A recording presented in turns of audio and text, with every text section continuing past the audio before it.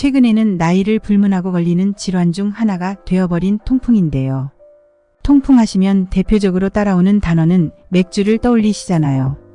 맥주가 통풍에 안 좋다는 건 알고 계시지만 음식 중에서도 의외로 우리가 자주 먹고 있는 멸치나 잡곡밥에서도 퓨린의 함량이 많다는 사실 알고 계셨나요? 통풍은 결국 맥주나 술만 피한다고 해결할 문제는 아닙니다. 통풍은 바람에 스치기만 하여도 극심한 고통에 시달린다고 하는데요. 심할 경우에는 발작까지도 생길 수 있으며 지속 방치하게 된다면 일상생활이 불가능할 정도로 고통스럽습니다. 통풍의 위험성을 대부분 깊이 생각하지 않는 이유 중 하나는 꾸준히 아픈 것보다는 잠시 아프다가 증상이 완화되기도 해서 그냥 넘기는 경우들도 있습니다. 하지만 통풍을 지속적으로 방치하다간 신장을 망가뜨려 심할 경우에는 신장투석까지 해야 하는 경우가 생길 수 있기 때문에 각별히 주의하셔야 합니다. 통풍에 대해 간단하게 설명드리자면 피 속에 요산이 쌓이게 되면서 관절이나 인대와 같은 곳에 머무르게 되면서 생기는 증상인데요. 퓨린이라는 단백질이 들어오면서 사용되고 남은 것들이 쌓여 생기게 됩니다.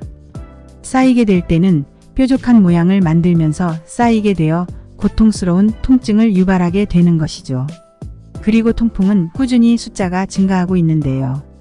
약 50만 명이 통풍 환자이고 남자가 98%인 47만 명에 해당됩니다. 통풍 환자의 나이대는 의외로 40대가 가장 높은 비율이었으며 그 다음으로 50대와 60대였습니다.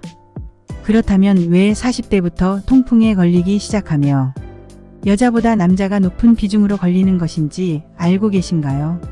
주로 식습관과 음주에 따라 달라지지만 여성의 경우에는 여성 호르몬이 요산의 배출을 도와주어 통풍의 발생이 적다고 합니다. 그렇다고 안심할 수는 없습니다. 통풍에 걸리는 환자들의 특징을 살펴보면 공통적으로 많이 하는 것이 있는데요. 바로 군것질입니다. 그 중에서도 액상과당인데요. 탄산음료나 카페에서 먹은 달달한 음료나 과자에서도 존재하고 빵에서도 쓰입니다. 액상과당은 HFCS라고 불리는 고가당 옥수수 시럽인데 한국에서는 이를 표기하는 음식이 많이 없어 액상과당이라고 많이 불리는 것이죠. 액상과당이 치맥보다 위험하다고 한양대병원 교수는 한 간담회에서도 말한 적이 있습니다. 그렇다면 액상과당 말고도 조심해야 할 음식들이 어떤 것이 있는지 알아보고 반대로 통풍에 좋은 음식들도 한번 알아보도록 하겠습니다. 내가 무심코 먹었던 것들이 쌓이게 되어 통풍에 걸리지는 않을까 영상을 시청하시면서 확인해 보시기 바랍니다. 영상 시청 전 구독과 좋아요는 큰 힘이 됩니다. 우리가 몸에 좋다고 알려진 등푸른 생선은 의외로 통풍 환자나 의심 환자에게는 좋지 않습니다.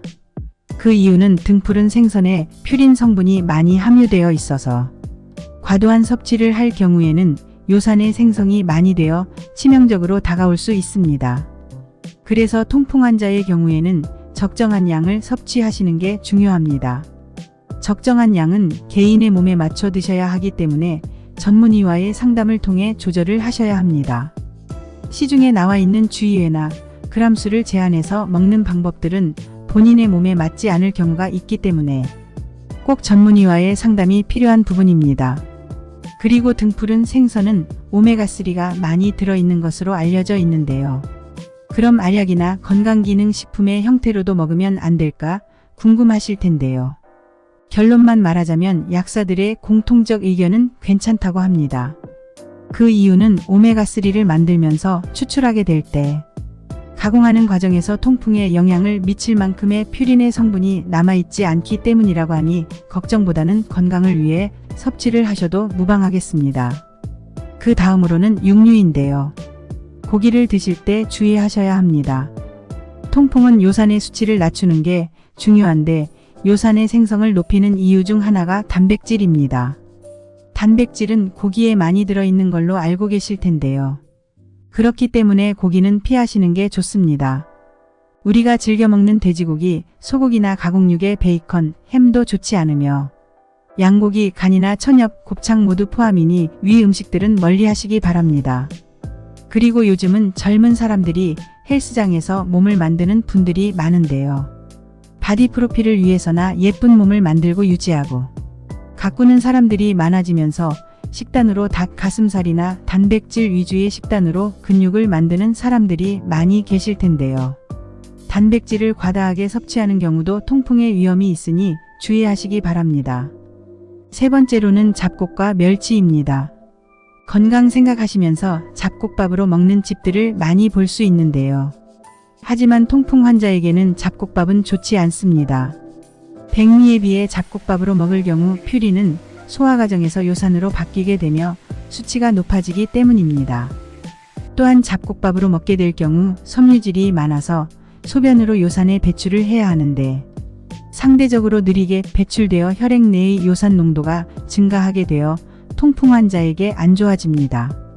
잡곡밥의 장점들이 통풍 환자에게는 단점으로 작용해서 우리 몸에서 부정적인 영향으로 반응을 하게 되어 잡곡밥으로 식사를 하시기보다 백미로 식사를 하시되 전체적으로 균형 잡힌 식단을 통해 통풍으로부터 멀어지시길 바랍니다. 그리고 멸치의 경우 대표적으로 칼슘이 풍부하고 고단백 식품으로 알려져 있으나 단백질의 경우 통풍 환자에게는 안 좋다고 앞서 말씀드렸는데 같은 이유로 인해 통풍 환자에게는 멸치를 피하시면 좋습니다. 그리고 액상과당의 음식들은 멀리 하셔야 합니다. 요즘은 카페들이 정말 많이 생겼는데요. 식사 후에 한 번씩 달달한 커피나 아이스크림이나 음료가 땡기실 때가 있잖아요. 간식이나 식후로 먹는 과자도 포함입니다.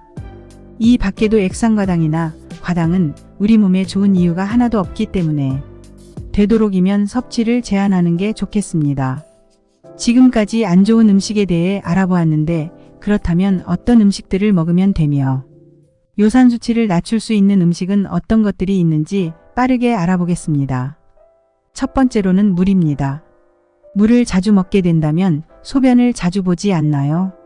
그렇게 된다면 요산의 배출을 자주 하게 되어 통풍이 있는 사람들의 요산 수치를 낮추게 됩니다. 그렇다고 물을 한 번에 많은 양을 섭취하게 되거나 과도하게 먹게 되면 신장에 무리를 주게 되는데요. 이 경우에는 굉장히 잘못된 물 섭취가 될 수 있으니 물을 자주 먹는 것을 습관을 들여서 드시기 바랍니다. 물에 관한 섭취 방법이 궁금하시다면 영상 마지막에 추천 영상을 확인해 보세요. 그리고 대중적으로 많이 알려진 과일로는 체리와 사과와 오렌지가 있는데요. 체리는 통풍의 증상을 완화하는 데도 도움을 주고 요산 수치를 낮추는 효과를 가지고 있으며 사과와 오렌지는 비타민C가 풍부하다고 많이 알려져 있습니다. 비타민C가 풍부한 과일들은 혈액 내의 요산 수치를 낮추는데 도움을 줍니다. 그리고 토마토 주스도 있는데요. 항산화 물질이 많이 함유된 토마토를 갈아서 주스로 먹게 되면 체액의 산성도 또한 낮추는데 도움을 주어 통풍 환자에게 좋습니다. 그러나 단맛을 추가하겠다고 시럽이나 설탕을 넣어서 먹는 것은 지양하시기 바랍니다. 통풍 환자에게는 퓨린의 함량이 높은 고퓨린 음식들을 피하는 것이 좋으며 수분의 섭취량을 늘려 요산의 배출을 자주 하게 하는 것이 통풍으로부터 멀리할 수 있는 방법이겠습니다. 지금까지 헬시인포에서 알려드린 내용들이 마음에 드셨다면 구독과 좋아요, 알림 설정까지 부탁드립니다. 오늘도 건강한 하루 되세요.